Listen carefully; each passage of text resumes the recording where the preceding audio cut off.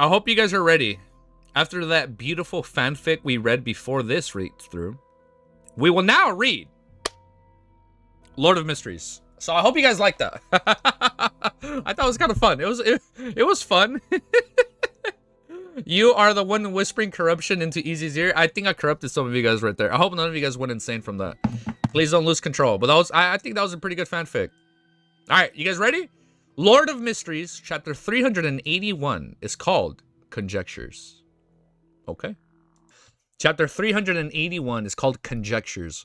With a crackle branched lightning lit up early winter night with a slivery white flash. It didn't smite the ground, but instead it tore through the air, illuminating the spot where Klein stood, as if it was daytime, making him stand out. Spellsinger of God, Ace Snake, retracted his gaze. His face was gloomy as he whispered, Rose School of Thought.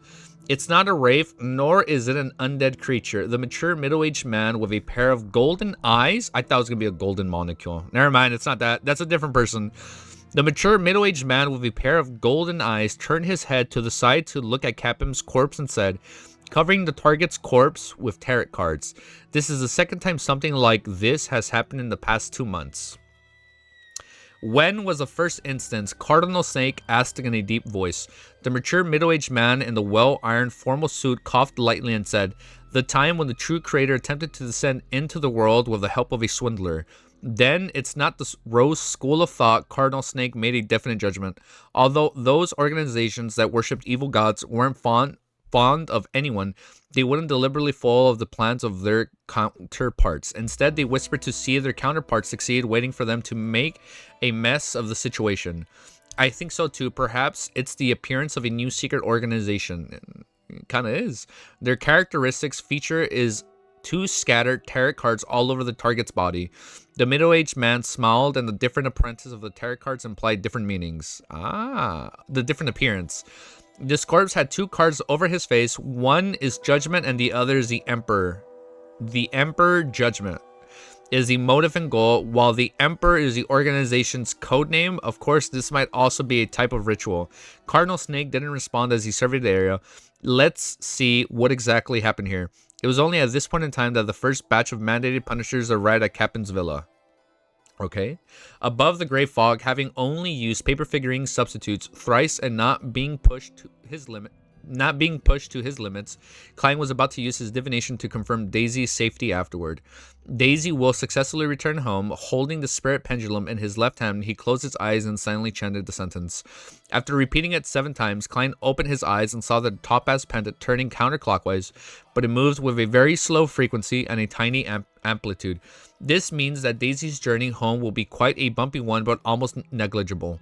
After interpreting the revelation, Klein was relieved of his final concerns. He then looked at the 2 items in front of him, both of which were radiating with a strong spiritual luster. One of them was, the characteristics!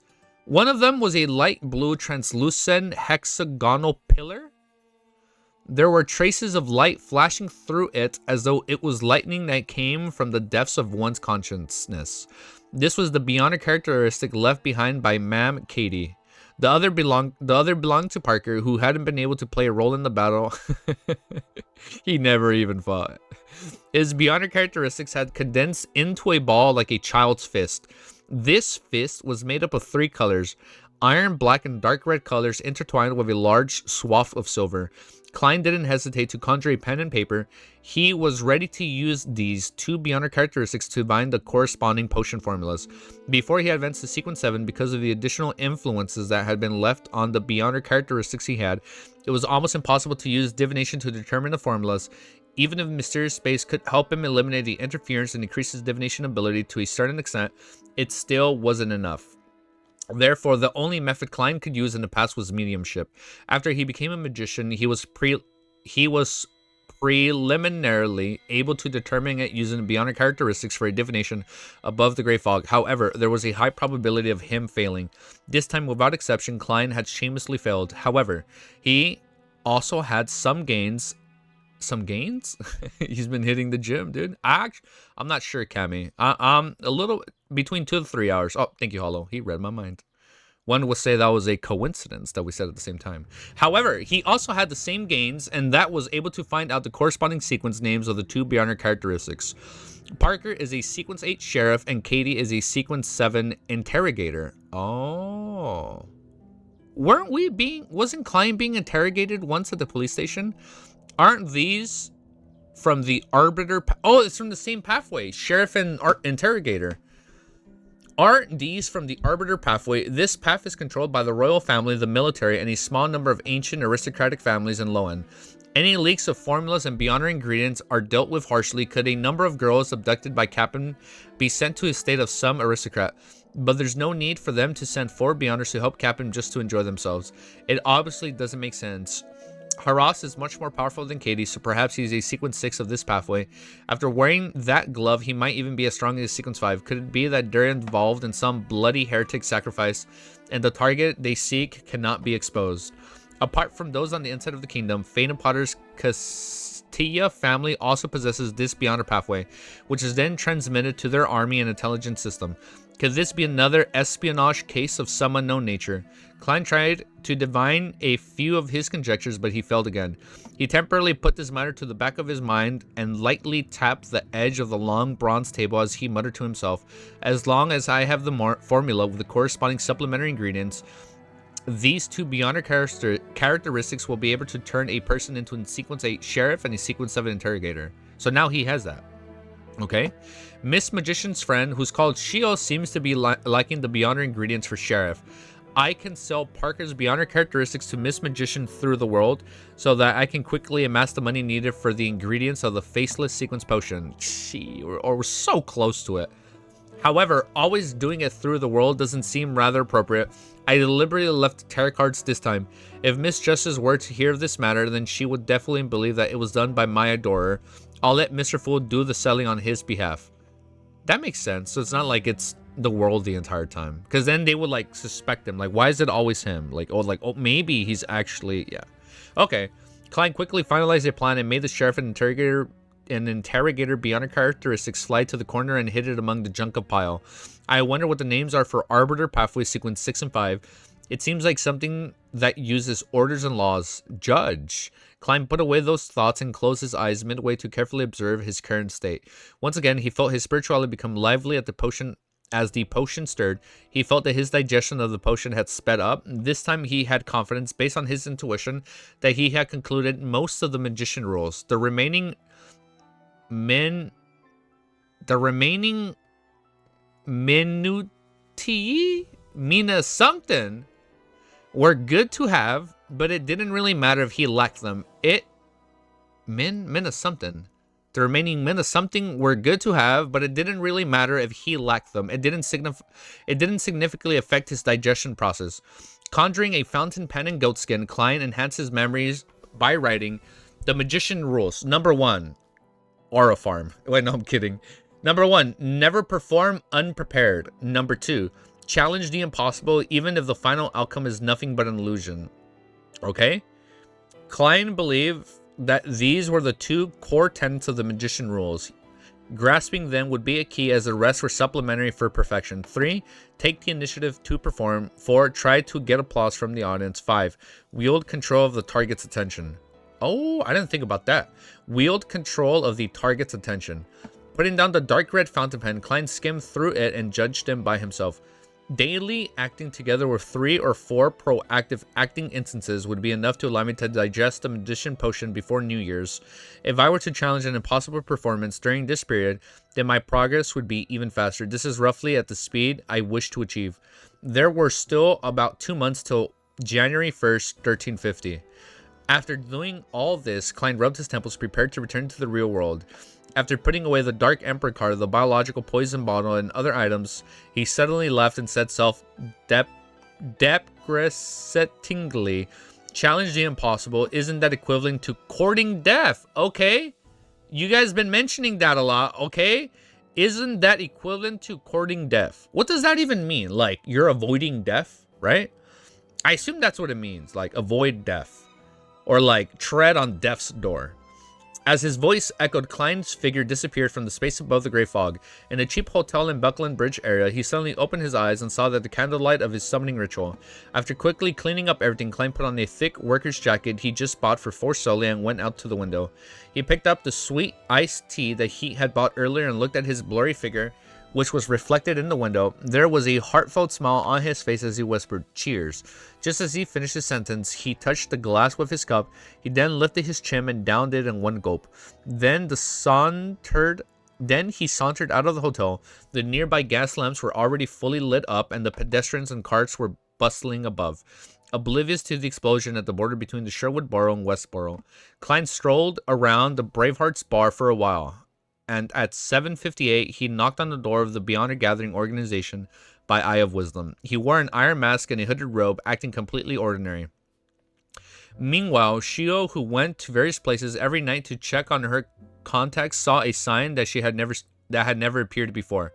It belonged to the golden masked man who had sold the sheriff's formula to her at the gathering organized by Mr. A. It was a sign of an emergency meeting. Is she going? He hasn't come looking for me all this time, and I've been pretending that it had never happened. Why would he suddenly... Oh, no, this is something else. Why would he suddenly... Shio thought for a moment before deciding to take a look. The golden masked man had promised to give her some missions, allowing her to save enough money in exchange for the corresponding Beyonder ingredients. Therefore, Shio switched areas and marked the time and place of the meeting. Half an hour later, Shio walked out of her hiding place after secretly observing a remote alley that also extended in all directions. She walked towards the golden masked man. The man was still wearing his black tuxedo. His light brown eyes swept over Shio's head. "There's a mission for you. Difficulty and compensation," Shio asked like clockwork. The man nudged his mask with which was forged with gold. It's not dangerous, but it can be very dangerous. It all depends on what you do. The initial compensation is 30 pounds. If you can acquire useful information, I can even directly give you a Beyonder ingredient corresponding to sheriff. "What's the mission?" Shio said with a frown. The golden masked man gazed, turned heavy, and said, "Through the channels available to you, figure out who has been recently..." Oh my god, I can't read. I'm so sorry. "Through the channels available to you, figure out who has recently been keeping tabs on Cap'n." Okay, that's what it said. "Cap'n, that human trafficker." Shio returned with a question. If only she knew. The man nodded. "Yes, I reject this mission. I hate him." Shio immediately refused. The man opposite her chuckled. "You aren't working for Cap'n because he's dead." "That dead?" Shio was instantly stunned. He died at home and his body was covered with tarot cards. There were 2 cards on his face, one judgment and the other was the Emperor. By the way, pay attention to the matters in the past few years which involved tarot cards but were not reported to the police, the man added. Okay, that sounds exciting. Chapter 382 is called Hero Bandit. Klein is the Dark Emperor Hero Bandit. So is he supposed to be like the Hero Bandit? So he'd be like, oh my god, like Robin Hood, right? Are they gonna like call him Robin Hood? Judgment card mentioned. I'm excited for whoever Judgment is in the future. But let's pause, update, and let's keep going. Chapter 382 is called Hero Bandit. Sherwood Borough and the house Shio and Force rented. Force was just finishing the beginning of her new book and in her good mood prepared to reward herself with a cigarette. When Shio pushed open the door and entered the study. "Smoking is harmful to your health," Shio sniffed. Force didn't argue with her when she saw her puzzled look. Instead, she asked, "Looks like something happened to you." Shio scratched her rough blonde hair and sat down on a nearby chair. "That person from before contacted me. The person who sold me the sheriff formula to me through another person at Mr. A's gathering. He gave me a relatively simple mission. The initial reward is 30 pounds. I don't even know if there are any hidden dangers." Forrest thought for a moment and then said, "That person, there should be an organization behind him. But why would they want to rope you in? Aren't they afraid of being implicated by your intelligence, thus causing the entire organization to be completely destroyed? There's nothing they really need from you either. Your looks are barely passable, but you're too short. So perhaps your life is relatively more valuable. What mission is this?" Shio was used to her good friend's snide remarks as she ignored what she said in the beginning.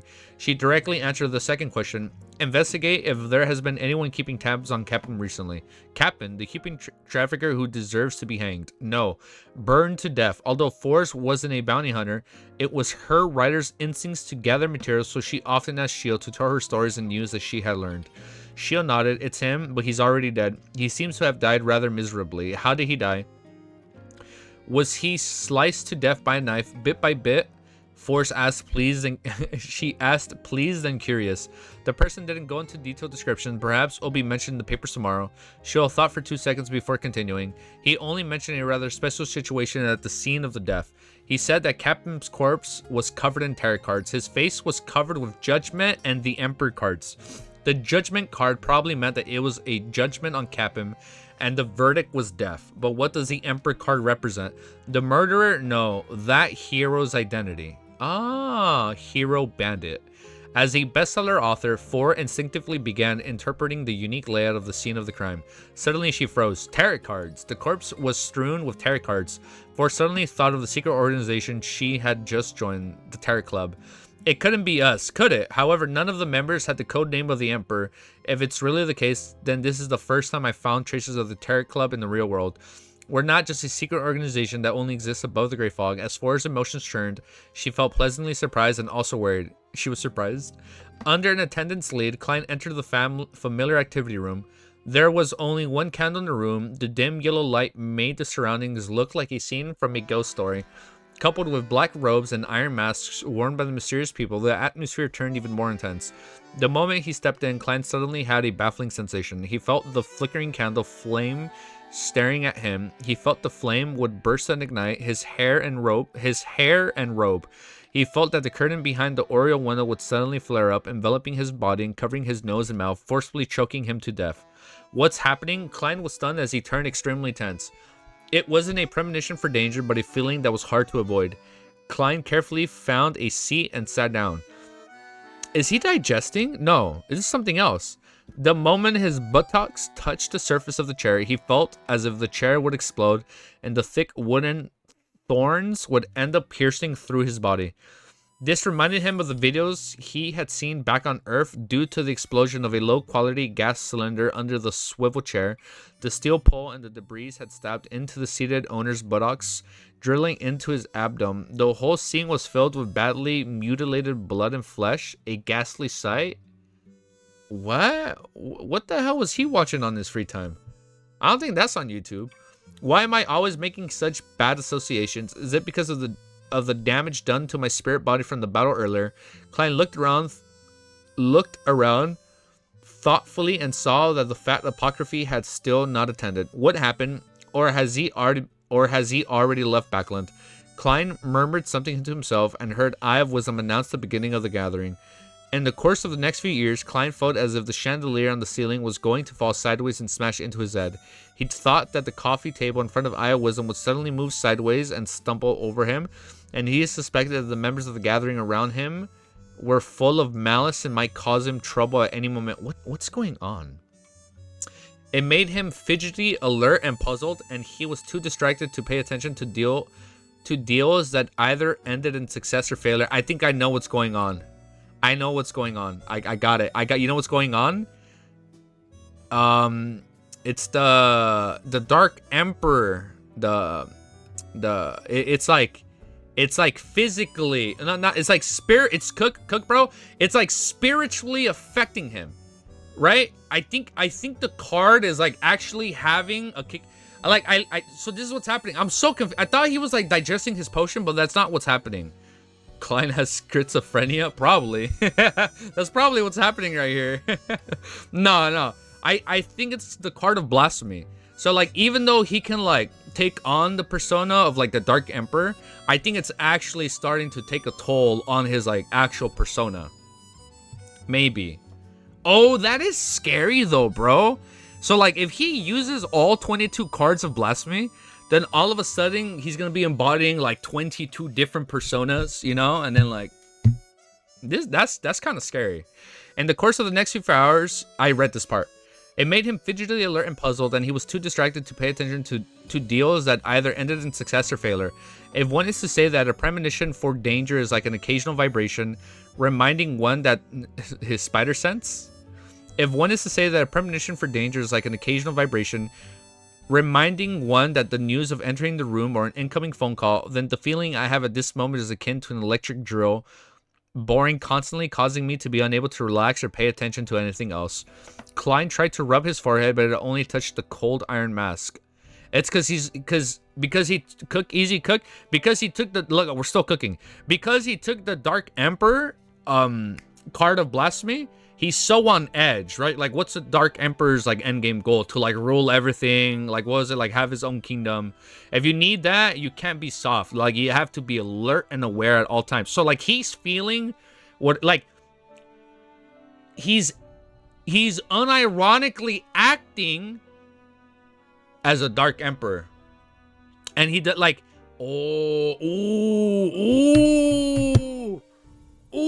what did I say like early on in volume 1? That the seer pathway would be able to like fully pick and choose from any pathway, or like he can choose any at like at a high sequence. Easy gonna make his sous chef girlfriend cook with him immediately after stream. Like, yo, girl, like, I need you to help me out. I need you to cook with me. I hope you're listening. Wait, no, that sounds mean. Like, I need you to cook for me. I don't mean it that way. Well, we cook together, by the way. Let's keep reading. If one says, I read this. Klein tried to rub his forehead, but it only touched the cold iron mask. At this moment, he felt as if his iron mask was suddenly cave in and stick close to his face, embedding itself into his brain.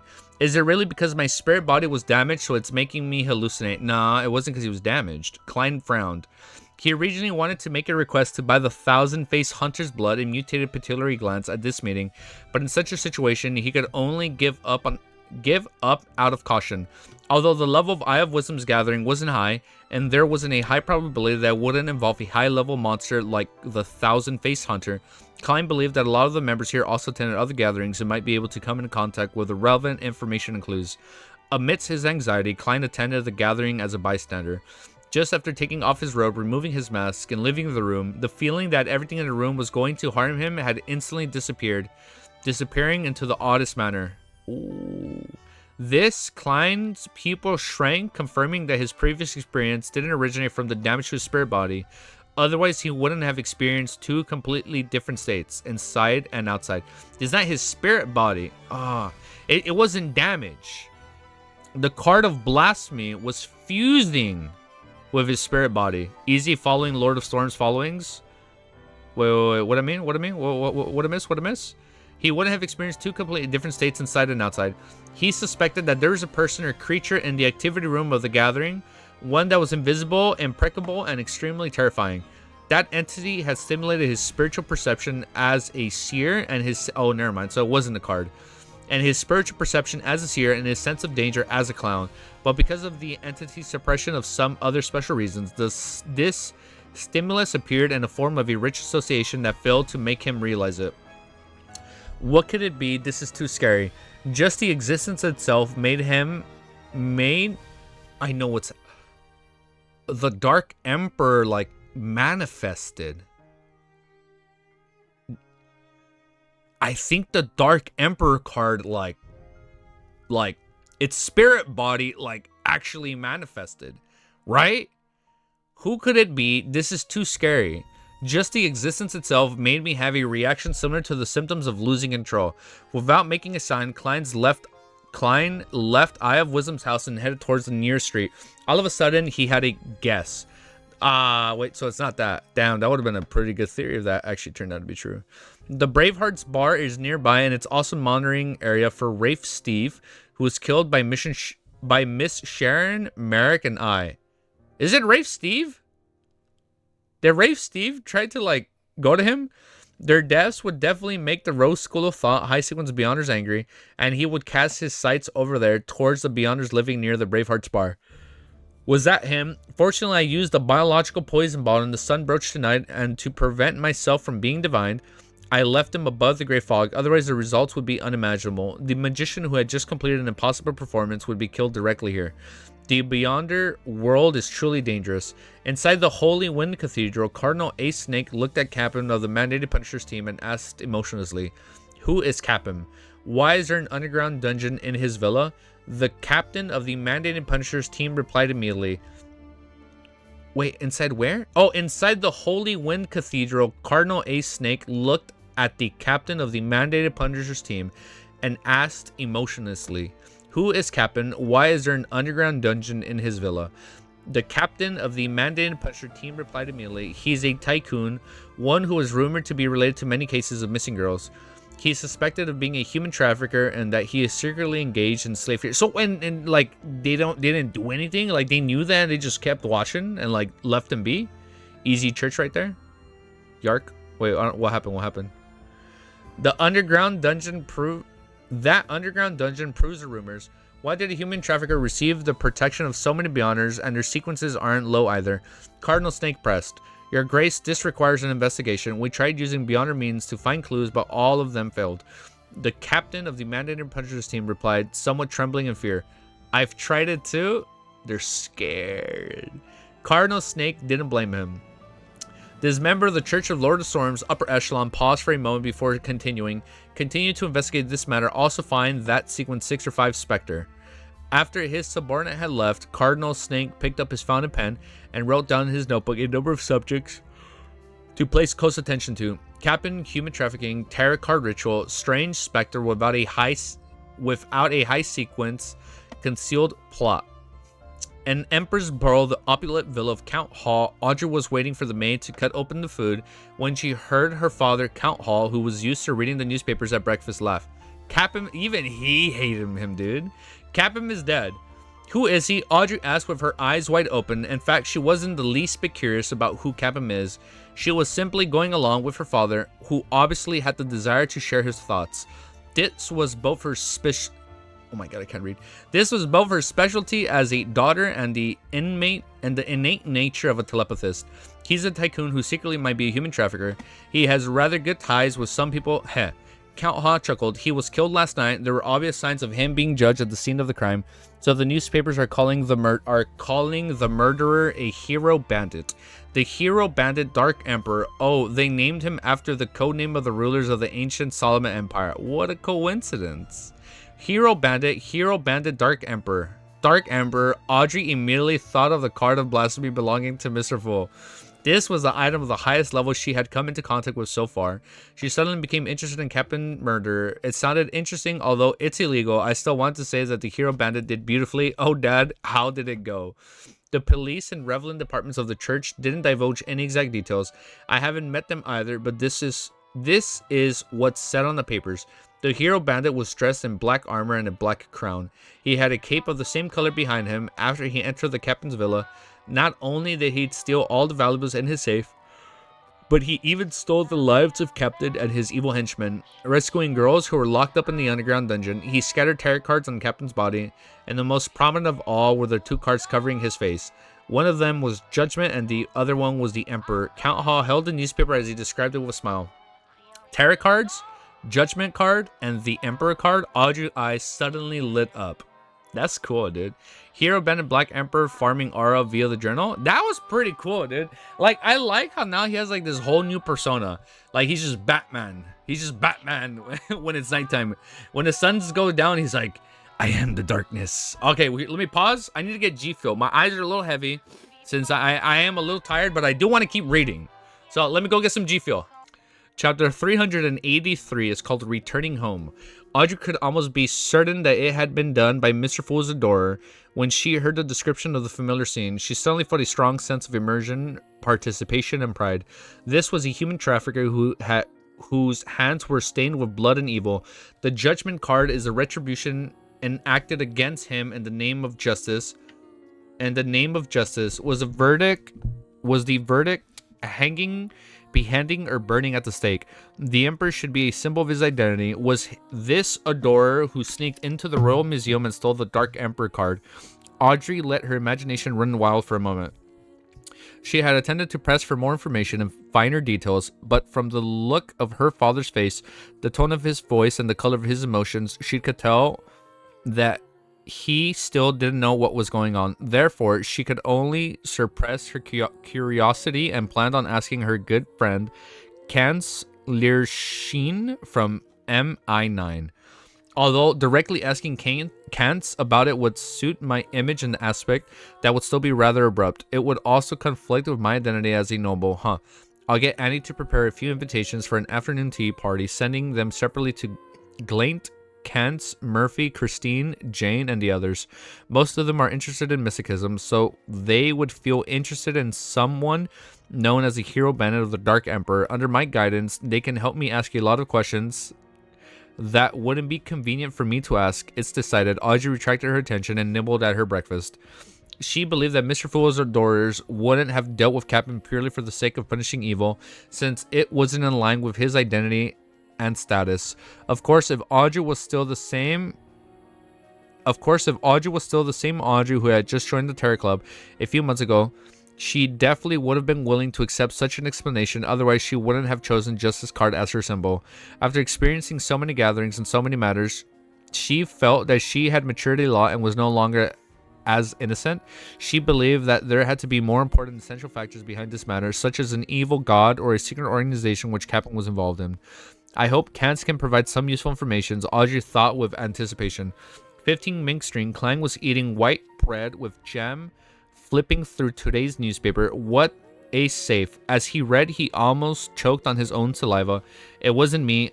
I didn't. Don't spout nonsense. In his mind, Klein immediately rejected the description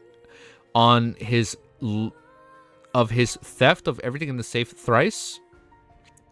Let me reread this. I'm sorry. It wasn't me. I didn't. Don't spout nonsense. In his mind, Klein immediately rejected the description of his theft of everything in the safe thrice.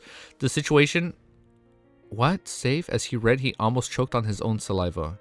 The situation had been pressing, and in order to gain clues, all he did was burrow into the safe to see if there was an important documents or evidence.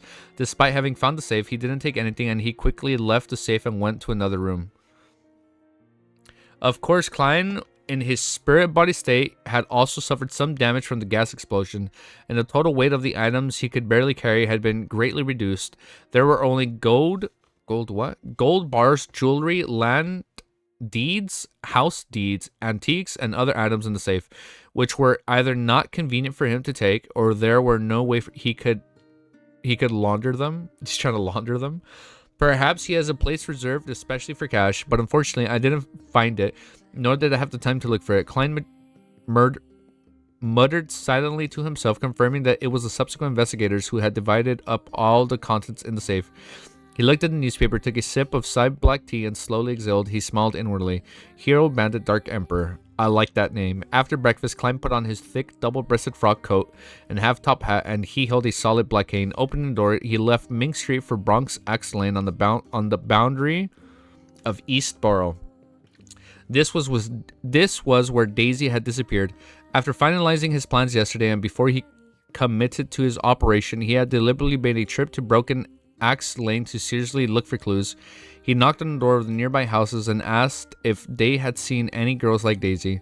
Although Klein didn't believe that the official Beyonders would think that a poor family would be able to afford a hero bandit who had at least the strength of a Sequence 6, and he believed that there was a higher probability that the investigation would be directed towards the secrets Captain was involved in, supplemented by those who had been keeping the tabs on Captain recently, and other peripheral investigations. He still cautiously decided to put on the show and tried his best to play out the entire act. What if one of the Beyonder enforcers lost their mind and planned to make a preliminary investigation in this aspect? Some families might have some savings and would be able to hire other detectives. Their chances of being suspected as a kind-hearted person like me who had just took on the case yesterday are extremely low. As long as I'm not suspected, they wouldn't compare my performance from the previous Lenevus case. Besides, the Nighthawks were the ones who took action previously and were assisted by the military special department. Captain's case happened in Sherwood Borough, so the ones taking on the case would likely be the mandated punchers. The communication between the two groups wouldn't be that smooth, Katie and Parker belong to the Arbiter Pathway. I wonder if the military will intervene. As a former Nighthawk, Klein had a sufficient understanding of the modus operandi of the various official organizations, their work styles, and their investigation habits. I'm gonna call it right now. Mike bugging out. My bad. Let me lower it a bit. I think I know what's... Dude, one day, Klein is gonna have to reprise his role. I think it is spiking. I need to lower it a bit. I'm almost like betting money. I'm confident. I will bet one membership that Klein will reprise his role as a former Nighthawk towards the end of the series. And he's gonna be like the big shot. It's gonna be good. Oh, it's gonna be so good.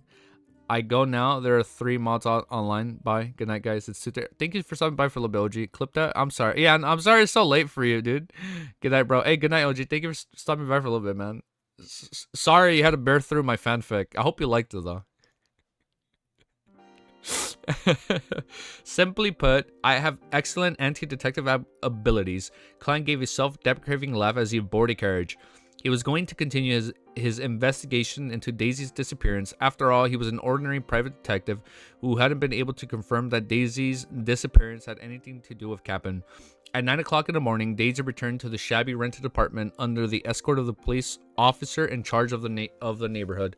Although with new pitiful girls like her, she had been settled into various cathedrals in Sherwood Borough last night and had been questioned accordingly. It included what they saw when they escaped, what they saw when they looked back, where they lived, what their family situation was, and if they knew any friends who were put out of the ordinary, and so on and so forth. Daisy, I scrolled down too much. Daisy, who was still in a state of panic and lingering fear, answered the questions truthfully. After that, no one came to her again. She slept through the night and was sent back to Eastborough early in the morning, where she had handed over to the fierce police officers she always saw. I'm sorry, I'm like a little out of it. I'm noticing my reading comprehension is going down a lot right now on this stream. I'm sorry. I apologize in advance. Along the way, Daisy didn't dare to say anything. She trembled in fear, and only when she entered the apartment where she lived did she feel a little more at ease. As soon as she stepped through the door and before she could find her mother and sister through the hanging wet clothes, she heard a scream. Daisy. Frey just stopped whatever she was doing and, like a nimble fawn, darted through the clothes hanging in the air and random things on the ground. Aw. She ran to the door and hugged her sister tightly. I'm about to cry. Then she let go of her hand, and with tears streamed down her cheeks, she sized Daisy up with a pleasant surprise and concern. Klein better be like spectating from a distance and be like, yeah, I brought them together. Are you alright? It's so wonderful that you're finally back. Liv also stood up from behind the wash basin. She wiped her hands on her clothes and asked, rubbing her eyes, Daisy, where have you been these past few days? At that moment, the police officer interrupted. She was kidnapped. We rescued her. We rescued her. Thank you. You guys are too great. Liv shed tears and randomly used an adjective. The policeman coughed lightly and said, that's our duty. Have you met anyone strange in the past few days? Liv was stunned for a second, hoping to not be involved in too many matters or get into any trouble. She said, no, I really haven't. The policeman waved his hand and said, be more careful in the future. Don't take deserted shortcuts again. What? Oh, don't go in the alleyway. Don't take deserted shortcuts again. He couldn't stand the humidity at the multitude of smells as he turned and left. Liv looked at her daughter again. She took wide strides over to her side and wiped her hands on the side of her clothes before hugging Daisy. It's good that you're back. It's good that you're back. She murmured through her ears, not asking if Daisy had been hurt. Daisy relaxed and sobbed. Besides her, Fraser was also crying. She stretched out her arms and hugged her mother and sister respectfully. The 3 of them cried for a while before letting go. That is so sweet. Liv wiped her eyes again and said, wash the clothes first. There are still a lot of them. Like, get back to work. That's so sweet, man. I'm so glad he was able to help this family reunite, man. Daisy, who had just been rescued, nodded and quickly threw herself into the busy work. It wasn't until noon, while they were nibbling on the black bread and drinking plain water that could hardly even be considered tea, that Liv finally had time to ask, Daisy, were you hurt? Daisy shook her head. They just hit me a few times. That's great. The police rescued you. A kind detective was willing to help search for you for free yesterday, and you ended up returning today. He still has your vocabulary book. Frazier mentioned in passing. Already prepared. Liv mentioned. I'll get old Kohler to get it back and tell the detective you're home. Say that you won't have to busy himself over this matter. Regardless, we'll have to thank him again. Daisy felt relieved as she replied to her sister, no, it wasn't the police. There was a sudden explosion and the doors that kept us locked up were strangely open and we just ran out. However, I did see a gentleman or a lady on the roof. He wore a black armor, a crown-like helmet, and a cape. He just stood there watching us quietly. None of those bad guys came to stop us or chase us down. Oh, that's so cool, dude. As a tutor at the free school, Daisy clearly had a richer set of vocabulary than her mother, Liv. A person dressed like that saved you. Liv answered in shock. By the way, Frazier curiously waited for the answer. Daisy nodded seriously and said, yes, he's like what the bards sing of. A hero. Hero. Hero. Frazier ruminated over the word, her eyes as bright as the stars. In a certain secret chamber, a group of people were carefully comparing the setup? In a certain secret chamber, a group of people were carefully comparing the Lenevus case with the Capum case, using the information they were given as they searched for similarities between the motives and modus operandi something. The two things cannot be linked together at all. The only things they have in common is evil, or rather, evil was defeated. The owner of the tarot card has upheld justice, someone exclaimed. It can be considered that the two cases did involve the same person. The difference in strength is obvious, and what they're good at is even more contrasting. Although it's possible that their sequence had been elevated, Captain's murder was a kind of specter, or someone that can switch into the sequence state. That's not something common. Another person's analysis was endorsed by the majority. Therefore, the person who called the meeting concluded, two cases, two different people, but they both threw out tarot cards. Perhaps the latter was committed by copycat crime, and if that's the case, we can target the people who are aware of the Lenevus case. The other possibility is that there is an organization. An organization symbolized by tarot cards? Yo, dude, that is so cool. That is so awesome, bro. Yes, let's update. It's so cool that now there's like all these crazy like gatherings happening with other organizations trying to like get to the bottom of this case. And they're like, it's a new group, it's a new organization, and they're using tarot cards. So it's like the Tarot Club is finally making a name for themselves. Thank you, D. A new organization enters the fray. It literally sounds like a Smash Bros intro. Like a new fighter. It's like a new organization. All right, pause, update. Let's keep reading. Chapter 384 is called On Your Own. On Your Own, You Check Yourself. Wait, what? Let me read that again. On your own, you check yourself. An Empress Borough, the opulent villa of Count Hall, the aroma of Faina Potter's top-quality Mount St. Dersey coffee blended with the splendid fragrance of the Queen's black tea to create an intoxicating sympathy of smells. They lingered around the elegant three-tiered high tea tray that served delicious and delicate desserts. This was the high tea party organized by Audrey. She had invited her friends of blue blood parentage, all who were fellow enthusiasts in mysticism. They sat around her talking and laughing. Under Audrey's impeccable guidance, Jane, Muri, and the others became extremely interested in the Dark Emperor, the hero Bandit who had appeared last night. All of them cast their eyes towards the noble-born Kansler Sheen who had joined MI9. They're going to get it out of him. What beyond her powers does the Dark Emperor have? The sweet-looking Christine asked curiously. Among the few of them, the lowest rank among their fathers was that of Viscount. It allowed them to have sufficient status and channels to understand the existence of beyond her powers and potions in their endearing pursuit of mysticism.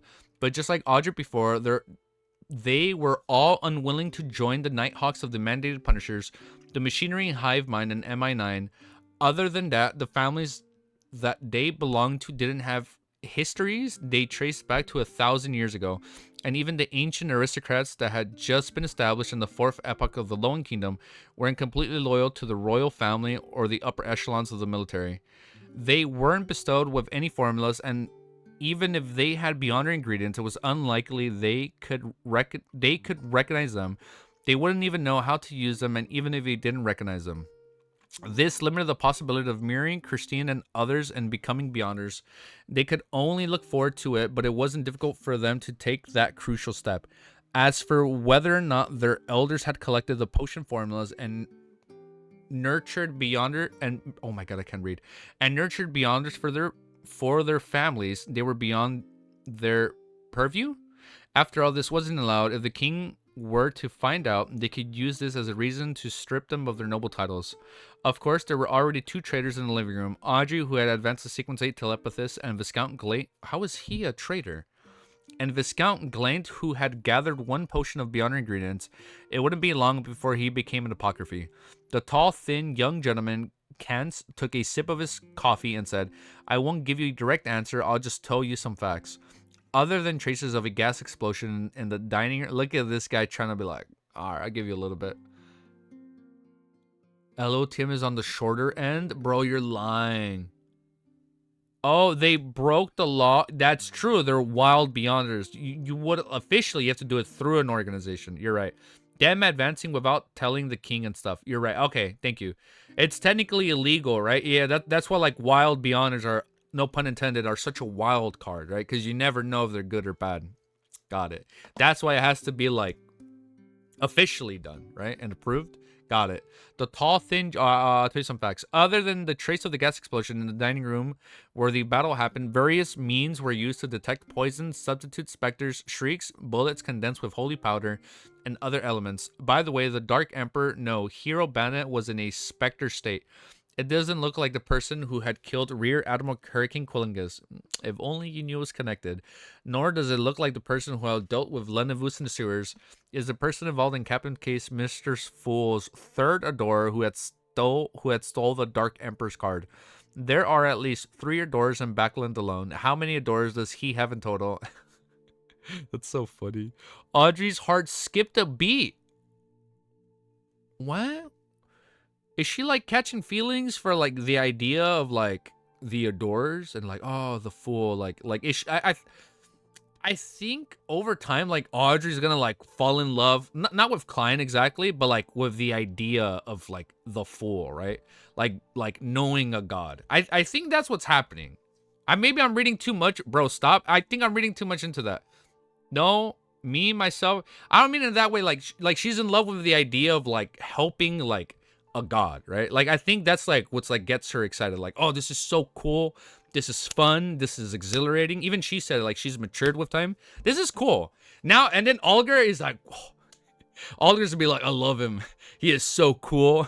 He's gonna be like, the fool is so badass. And then Derek is like, oh my god, like we're such a cool team together.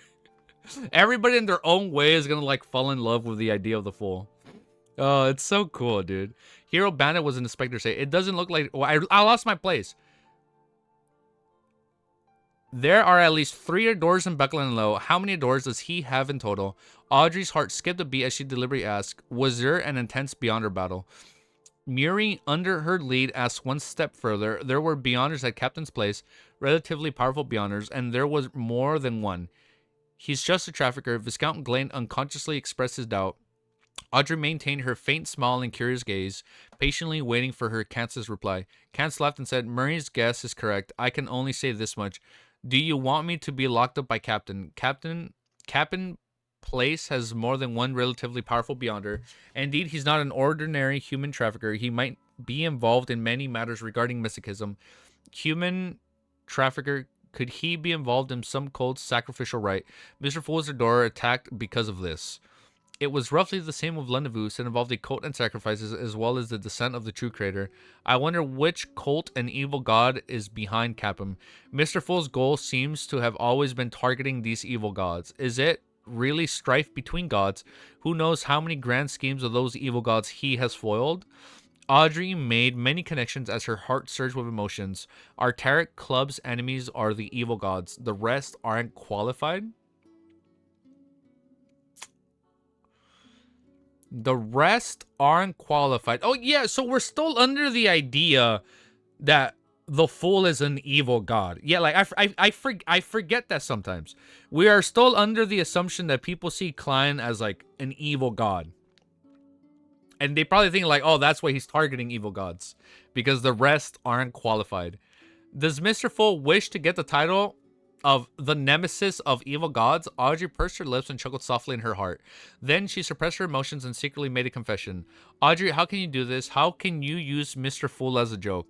At noon, when Klein returned to Ming Street, he found as he had expected a letter from old Kohler, who had just paid a carriage driver to deliver his mailbox.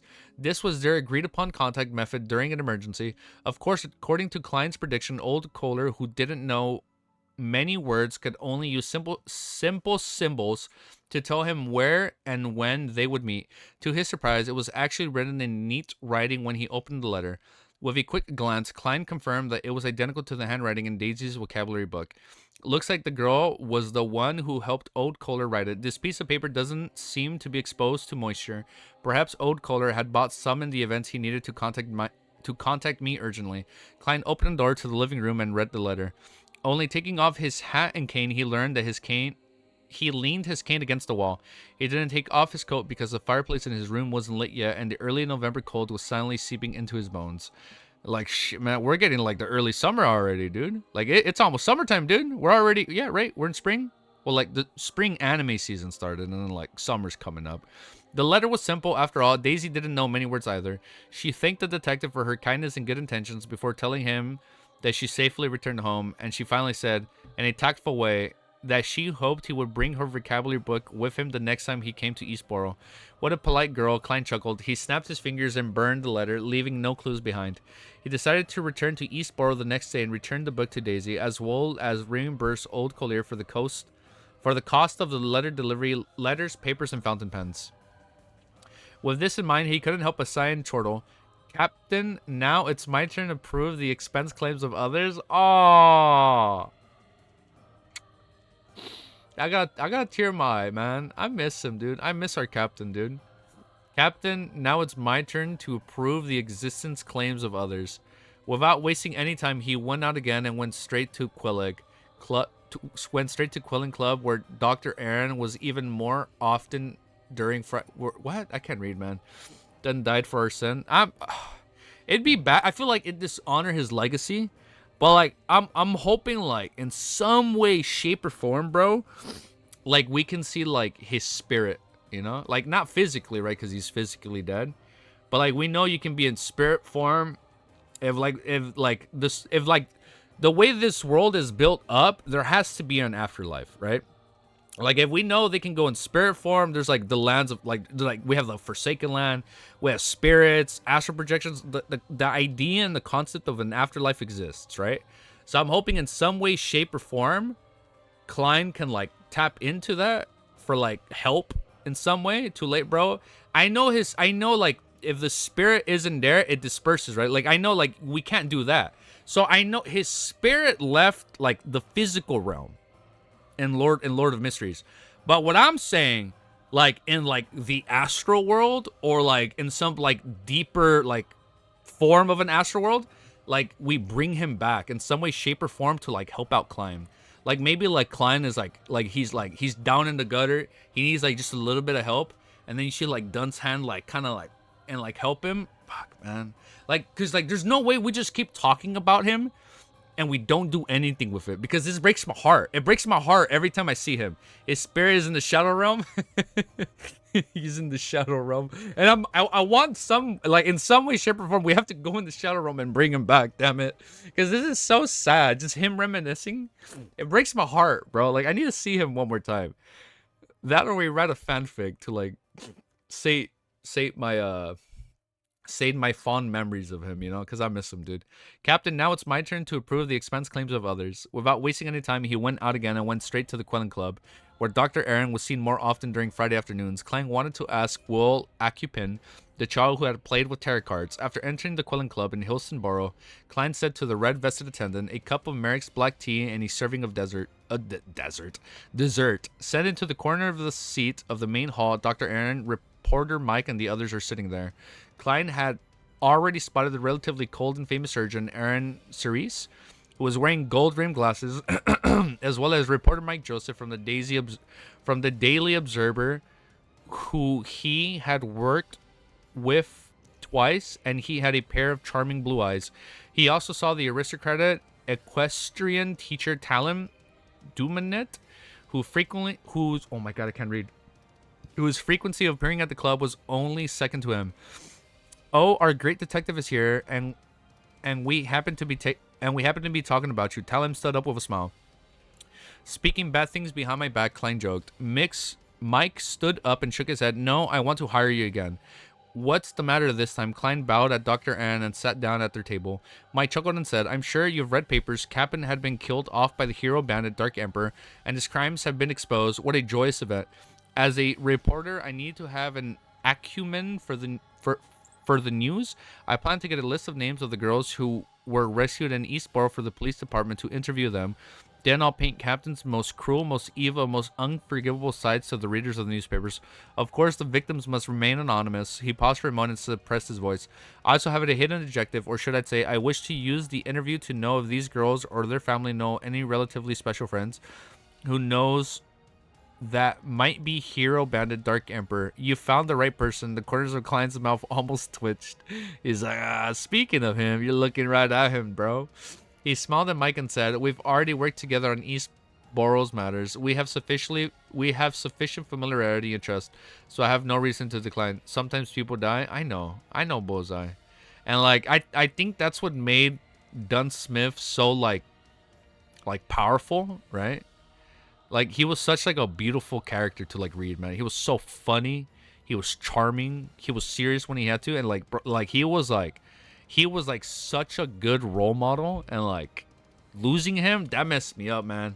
Klein's secret identity is he truly is Batman. Literally, dude. He's being Bruce Wayne right now. Like, oh, Batman. Yeah, he's a pretty cool guy, dude. He smiled at Mike and said, we've already worked together on Eastboro matters. We have sufficient familiarity and trust, so I have no reason to decline. I hope for a pleasant partnership. Mike stretched out his hand. We'll start tomorrow or the day after tomorrow, and we'll be paid the same as last time for a total of 10 pounds. At that moment, Dr. Aaron, who had been listening by his side, said, Sherlock, I want to hire you as well. This evening or afternoon, it looks like my business is improving recently. Klein asked, amused. Will it conflict with Mike's request? No, Aaron shook his head. My luck recently has been pretty good. This makes me suspect that my bout of bad luck was beautiful than child's was what made me suspect that my bout of bad luck was because of that child's inverted wheel of fortune card and the words he said. I'm very troubled and puzzled in this regard. I swear to God that I was very nice to him and I treated him with the best of intentions. Why would he treat me in that way? I wish to visit him at his place and confirm that he didn't do it on purpose. However, I'm ultimately afraid that something similar would happen again or some accident might occur. Therefore, I wish to hire you to protect me. Just for tonight, it won't conflict with Mike's request. How about it? He wants him to like I need a bodyguard because this child is gonna kill me, dude. That's what I wanted to do. After challenging the impossible and doing good deeds, my moral standing has become pretty good. Am I really going to become the king of yellow and black who wields good luck? Literally who wields good luck. Yeah, Klein was pleasantly surprised as he said with a reserved smile, no problem. We can talk about the remuneration. City of Silver. Here we go. City of Silver. Derek Burke once again examined the translucent worm. Oh, we're back with a worm. Derek Burke once again examined the translucent worm with 12 circles, the remaining of Amon's avatar. He had originally wanted to ask Mr. Full what this was exactly, but considering how he had already troubled this godlike figure once, he couldn't bring himself to ask as he abandoned this plan. Now he planned on showing it at the next Tarot gathering and asked Mr. Hangman, Miss Justice, and the rest. After hiding he's just like hiding a worm, bro. After hiding the worm, Derek suddenly thought of something. It was about the time for the team that had gone to the shepherd Elder Lovia to explore the half-destroyed temple of the fallen creator to return. It wasn't too far from the City of the Silver, and it was in the direction that they hadn't set foot in before. Don't tell me Shepherd Elder Lovia is going to be the only one that returns. So it's like the cycle repeats itself, right? It wasn't too far from the City of Silver, maybe one would say 2 weeks. and it was in a direction that they hadn't set foot in before. He decided to take a look. There were quite a few people that he knew among the expedition team. Oh, he decided to take a look. There were quite a few people that he knew that were among the expedition team. Not that he sees them, and there were quite a few people. Okay, update. Let's update. All right, here we go. Chapter 385 is called A Story About Love. Looking at the dark sky being lit up by the streaks of lightning, Derek didn't knock on the doors of the few acquaintances he knew. Instead, he walked along the broadest road and walked all the way to the training field at the edge of the city of Silver. After each exploration team returned, they were forced to stay here for a certain period of time. Not only would it be convenient for them to communicate and report on the things they encountered in the darkness, but they would also be quarantined in a tactful manner to guard against the strange things that might latch onto any member's body and suddenly erupt after a certain amount of time. This was the result of the City of Silver's 2,000 years of experience. It wasn't that complicated, but it was quite useful. As soon as he entered the training grounds with the axe of Hurricane stuffed behind his waist, Derek Berg's eyes suddenly lit up. He saw the gorgeous elder Lovia, who seemed to be in her 30s, as well as two familiar faces that were his age. I thought it was implied she was old, but the word elder threw me off. He saw the gorgeous elder Lovia, who seemed to be in her 30s, as well as two familiar faces that were his age. Due to the City of Silver's limited environment, its population was unable to grow any further. The number of people of a certain age group was an adequate number, and although Derek wouldn't dare say he knew all of them, he had seen a majority of them before. He saw classmates and partners with some of them during general education classes and on the practice grounds. The person Derek was most familiar with on the expedition team was Dark Reganus, who had once become his patrol teammate. The youngster named Dark was of the medium height and was slightly chubby. He was strong, optimistic, and cheerful. His face often beamed with a friendly smile. Currently, he was a Sequence 8 gladiator of the Giant Pathway. At this moment, the two parties were separated by a translucent wall that was as hard as steel, making it impossible for them to make an effective form of contact. They had to wait until the members of the exploration team were confirmed to have no problem before they could meet directly. Derek, who had become silent and withdrawn since death of his parents, waved it to Dark. Noticing this, the gladiator turned his head to the side and looked over. Dark, how was it? You didn't encounter any dangers, did you? Dark shouted. The material used to create the black wall in the area came from somewhere that wasn't far from the City of Silver and was called Dark Amber. It was hard as steel, but at the same time, it possessed a certain degree of transparency and had properties that made it good for transmitting sound. Derek's speech went through unobstructed. Derek imagined that Dark... Oh, I dropped my mic. Derek... Oh, that was bad. Oh, we're still good? Does it work? We're good, right? Derek imagined that Dark would definitely... Wait, I'm lost in place. Derek imagined that Dark would definitely smile brightly and wave his arms out of habit, saying, "Take a look, I'm not injured at all, so shouldn't it be obvious that we didn't meet any danger? It was nothing." Hearing his voice, Dark walked a few steps closer to the wall and answered with a smile. "No, everything went smoothly." Cap. He's hiding something. Looking at his smile without any faults, Derek suddenly felt a chill run down his body. It was just like he was camping in a ruined tower of a ruined city at night. Darkness was all around him as they accumulated into the overwhelming horror.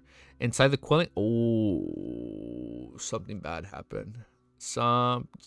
One would say maybe he's being possessed by a parasite. Wait, don't say average age yet. Don't reveal that. Wait. Don't reveal what's the average age. Like, average age depends upon the sequence. I know you can, like prolong your longevity through, like, digesting. Like, we know, like, sequence 0, you're gods. I assume you're immortal. Demon gods or angels, who knows? They probably live for, like, hundreds, thousands of years. A high sequence beyonder could probably be over, like, 100 years old. And maybe that's how we meet Roselle's kids. And Roselle, or maybe it's a stretch, right? But, like, wait, don't give away just yet how old a high sequence beyonder, like, how old, like, the others are. Hold on, wait, we don't want to reveal that just yet. Inside the Quilling Club, Klein and Dr. Aaron agreed on the remuneration, £2. I read that so wrong. I have to say that a doctor's money sure is easy to earn. If it were me in the past, such a request would have cost me at least 10 soli.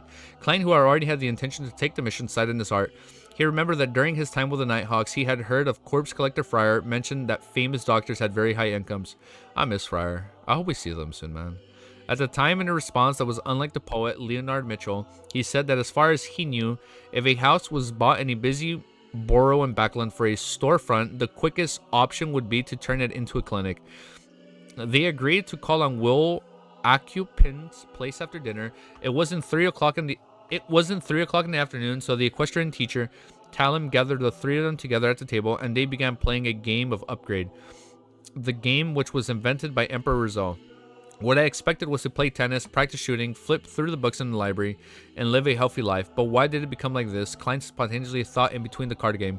Frankly, with his current accomplishments in magic, he could have easily cleared out all the money Dr. Aaron, reporter Mike, and Talon had on them. But I'm an honest man, and I believe more in my skills and luck. As the red-vested attendant shuffled the cards, Klein picked up a cream cracker and took a savory bite. He couldn't help but marvel from the bottom of his heart. From the bottom of his heart, this is life. During the game, Klein noticed one thing. The equestrian teacher, Talon, was no longer in a daze or upset as he was before. Has the matter of his friend falling in love with someone he should... I forgot about that. Has the matter of his friend falling in love with someone he shouldn't have been resolved? Klein thought curiously as he sipped the Marquis black tea. As a detective, he knew that this wasn't something he should ask in front of others, so he restrained himself and concentrated on his card game. By 5 o'clock, Mike Joseph had to go back to his company, so the game was suspended and Klein won 5 soli. My luck has been quite good recently.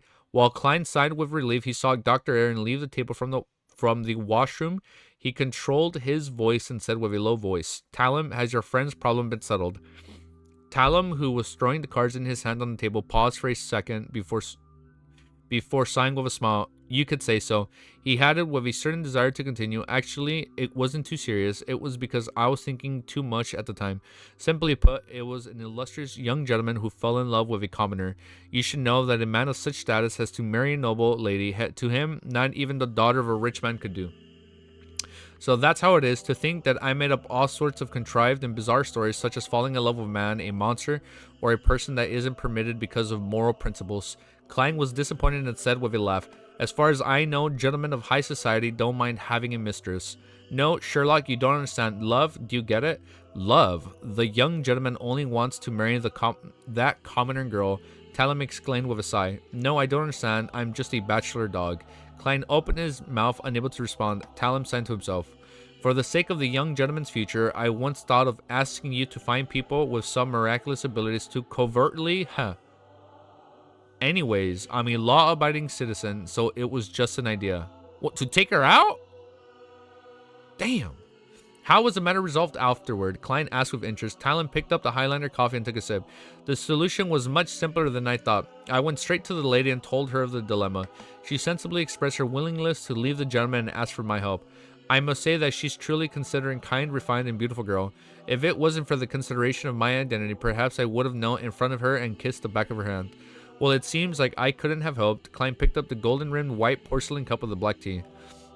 As a visitor from Earth, he was completely uninterested in the task of breaking up couples.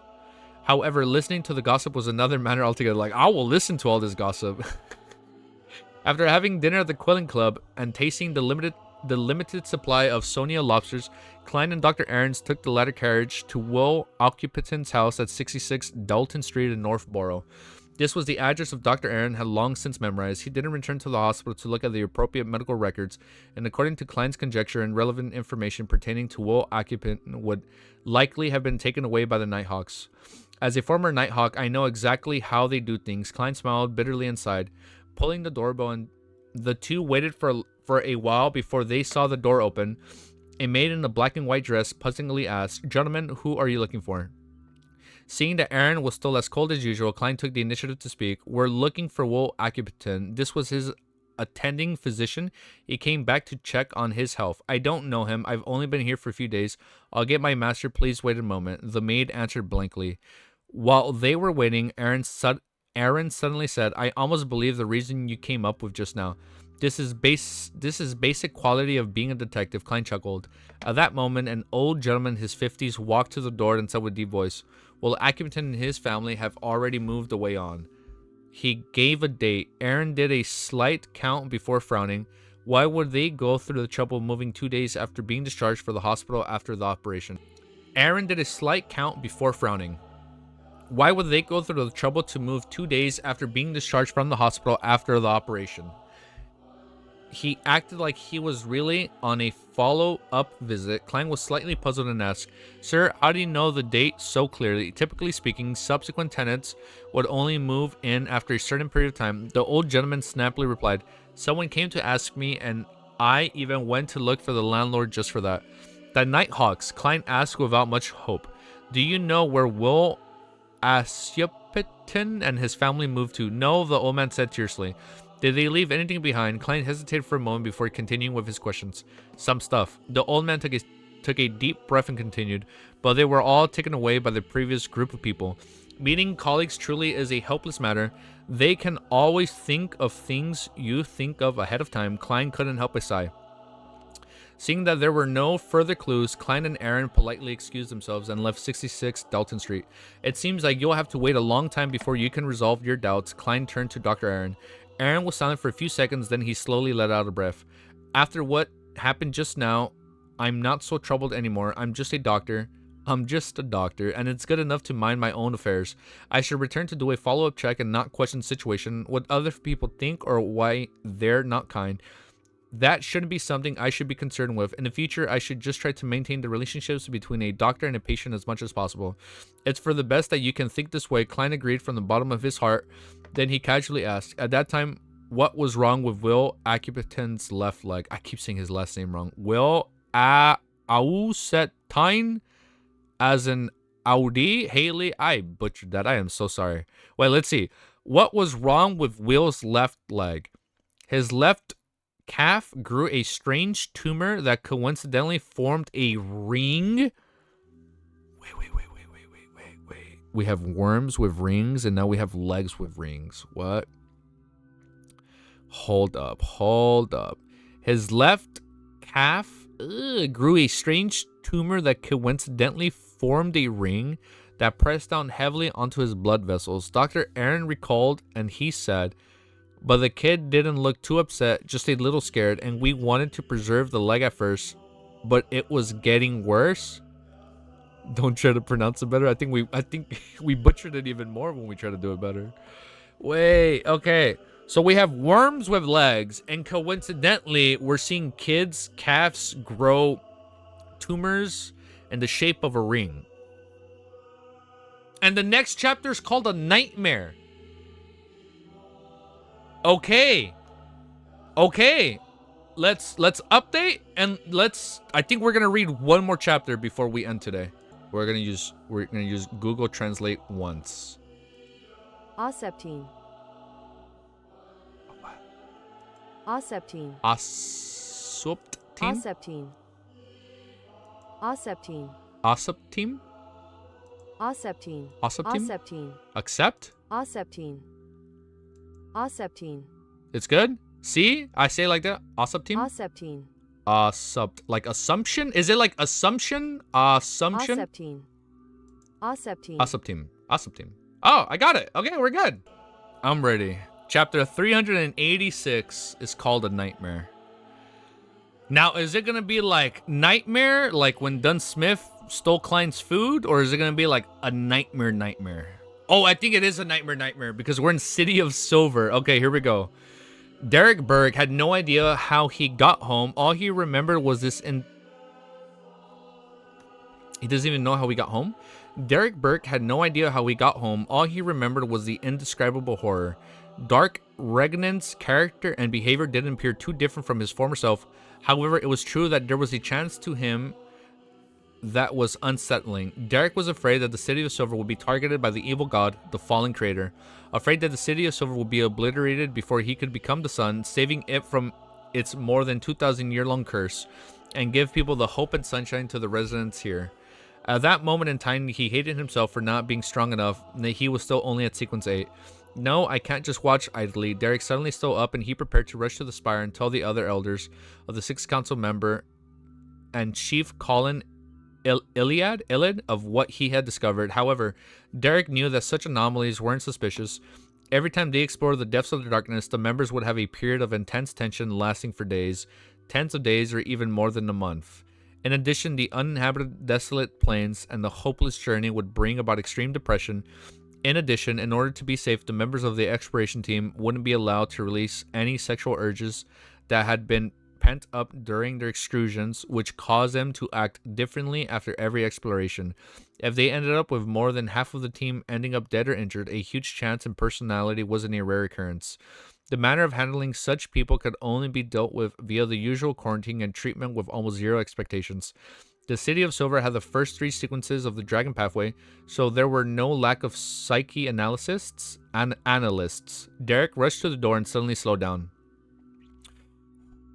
This is getting kind of scary. He knew that this method of reporting to the 6 council members might not be effective. It would likely arouse suspicion, and there might even be the threat of being targeted by Shepherd Elder Lovia. After pacing back and forth for more than 10 seconds, Derek gritted his teeth and pulled the door open. He felt that he had to warn the elders of the 6-member council, even if it would be a huge risk to him. For the vast majority of residents of the City of Silver, sacrificing their lives to maintain the existence of this city and the continuation of this civilization was a belief that was ingrained into their bones. So, like, even if he's, like, suspected, like, he has to do it. Like, this is what he was taught.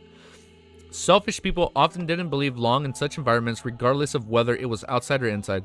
Of course, Derek wasn't completely reckless. Under the tutelage of the members of the Terror Club, especially the Hangman, he clearly understood that there were times when one had to be patient, protect himself properly, and avoid unnecessary sacrifices in order to better defend the City of Silver. And I'll only talk about the abnormality I observed. It shouldn't be dangerous. Derek consoled himself, running faster and faster. Finally, he saw the spire that represented the highest authority in the City of Silver. He's seeing like a spire, right? He found it Beyonder on duty and made a request to meet with the chief. To Derek's surprise, the Beyonder didn't ask the usual questions. After simply passing on the information, he was led. Oh my God, Wiz, you gotta be careful. Wait. To Derek's surprise, the Beyonder didn't ask the usual questions. After simply passing on the information, he was led up the stairs to the chief's room. Very strange, it's different from before. Derek felt the changes and the details made him more uneasy. Entering the room, he saw Chief Colin Iliad standing in front of the door. Oh, he's already there! This tall elder with his deep blue eyes and messy white hair had his back facing 2 swords that hung on the wall. He wore his usual flaxen-colored shirt and brown coat, and it was hard to believe that he was an expert who had successfully hunted many devils and monsters. Derek Berg, what matter would actually require you to tell me face to face, Colin asked in a deep voice. Your Excellency, Derek saluted. I met the team that was sent to explore the temple at the training grounds today. I found that Dark Regas, I can't even pronounce his name. Dark Regans? I know had experienced a strange change. He's no longer as cheerful as he was before, and his smile is as polite as a stranger's. Also, Elder Livia doesn't frequently change the way she speaks like she usually did. Colin looked deeply at Derek and asked in a low voice, just these 2 things? Yes. Derek lowered his head. I think there might be something unusual about it. Colin waved his hand and said, I got it. I'll get Alfer to do an investigation. You may return. In the future, you just need to report such matters to the Guardian of the Spire directly. Alfer was the City of Silver's most experienced psychic analyst who was close to Sequence 6. It was a pity that there were no potion formulas after Sequence 7. After receiving such an answer, Derek left gloomy. Looking at Derek's back as he disappeared by the door, Colin sighed in disappointment. After talking to Dr. Aaron about Will Occupant's situation for a while, Klein got off the carriage and took the steam metro. After 3 stops, he arrived near Mink Street and switched to a trackless public carriage to return home. As it was still early, he used divination to confirm the previous tenant wasn't lying, and then he deliberately continued to study the Book of Secrets. Ever since he had obtained this mysterious book, Klein's use of the mysterious space above the Grey Fog became more and more ingenious as he completed more and more outstanding techniques. What limits me now is my own sequence, my own strength, and my spirituality. Late at night, Klein hid the Book of Secrets and went to the bathroom to wash up in preparation for bed. That night, he slept soundly. Even the church bells in the morning only made him turn over. Winter is the best time to stay in bed. Klein grunted and got up. To reward the hero bandit Dark Emperor, he had a sugared hard-boiled egg and strawberry jam he specifically bought to match the to match with white bread. Just as he was enjoying his meal, the doorbell suddenly rang. Didn't I tell Mike to come after breakfast? He took a sip of the sweet soup and wiped his mouth with a napkin. According to his agreement, reporter Mike, he would only arrive half an hour after breakfast before they began interviewing the rescued girls of Eastboro.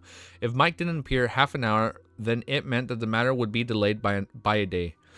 Klein walked to the door, but before he could reach out his hand, the outline of a visitor appeared in his mind. He wasn't reporter Mike Joseph, but Dr. Darren Aaron Series. Good morning, Aaron. Didn't you sleep late at night? Klein noticed that Aaron's face was pale, so he quietly activated his spirit vision to take a look. Aaron took off his hat and cane and started to take off his coat hat, but the cold air in the room stopped him. Klein laughed dryly and said, "As you know, I'm going out today. Mike might come looking for me, so I didn't light up a fireplace." Aaron nodded and didn't say anything. He followed Klein into the living room and he found a seat and sat down. "Sherlock, I had a nightmare last night. I dreamt about that child, Will Asupitan? Nightmare. This is within the limits of my knowledge. I'm a professional when it comes to interpreting dreams. Far more professional than deductions." Klein leaned forward, clasped his hands, and said, "What kind of nightmare?" Aaron recalled and said, "There are some details and processes that I cannot remember. What I remember most is the tall pitch black steeple with a huge silver snake coiled around it. It was moving slowly, looking at me with its cold, merciless red eyes. I don't know why, but I entered the step something, and I would go upstairs and at other times down the stairs, go through the walls after the walls, and one locked door after another. Finally, I found a child called Will in a dark corner. He hopped a few steps on one leg and curled up against the wall, with the tarot cards scattered everywhere besides him. When he saw me, he was scared and happy. He called out, 'Dr. Aaron.' The whole dream was roughly like that before I woke up." Klein listened attentively and thought for a while before asking, "Did Will Occupant say anything else?" I said it wrong, sorry. Aaron frowned and thought before suddenly saying, Yes, he said, "Dr. Aaron, a snake wants to eat me." A snake wants to eat me.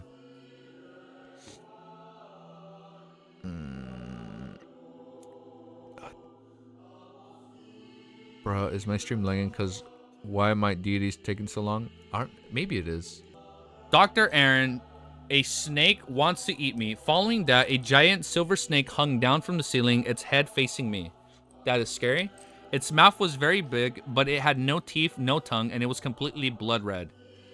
Silver giant snake, a pitch black steep whale accipitin protected under the layers of protection.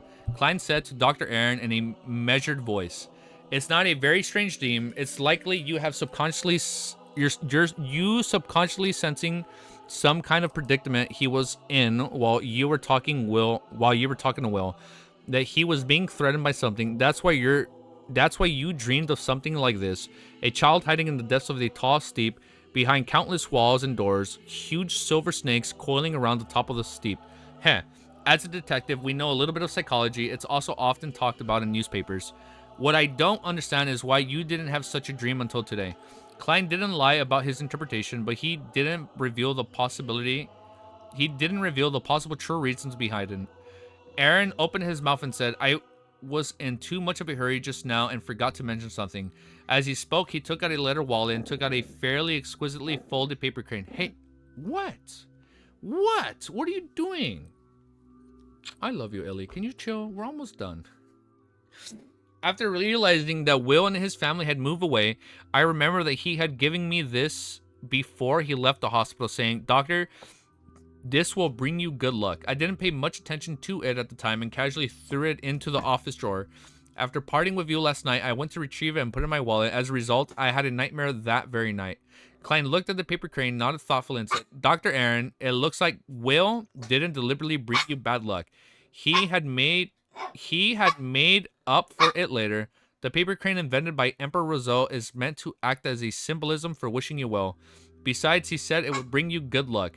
Aaron subconsciously asked, "Origami was invented by Emperor Roselle? An origami? I don't know if it's him, but I think it's likely him." Klein smiled. "Probably."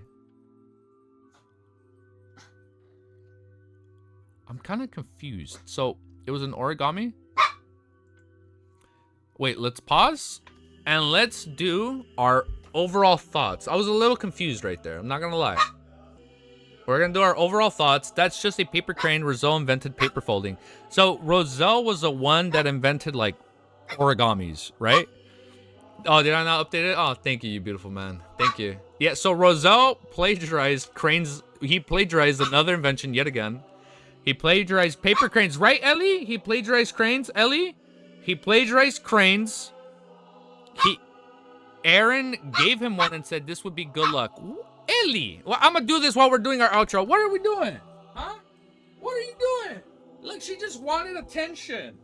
I'll give you attention from right here. Hold up. So Aaron